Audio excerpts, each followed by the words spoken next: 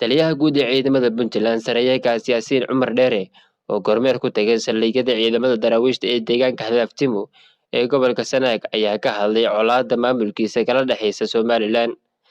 Saraakiil Yaasiin Cumar Dheere ayaa intii uu ku guda jiray kormeerkiisa saldhigyada ciidamada Puntland waxa uu warbaahinta kula hadlay Hadaftimo isagoona warbixino ka dhageystay hogaamada iyo taliyayaasha ciidanka.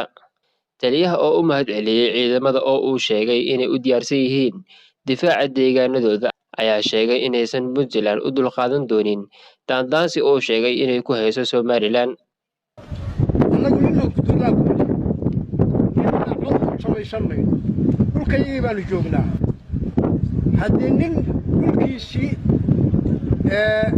la damcay oo iska fadhiya ceeb ka weyn oo haystaa ma jiro. magaalada tanaynu joogno waa magaalay noo leh waa caasimaddii gobolkeeda.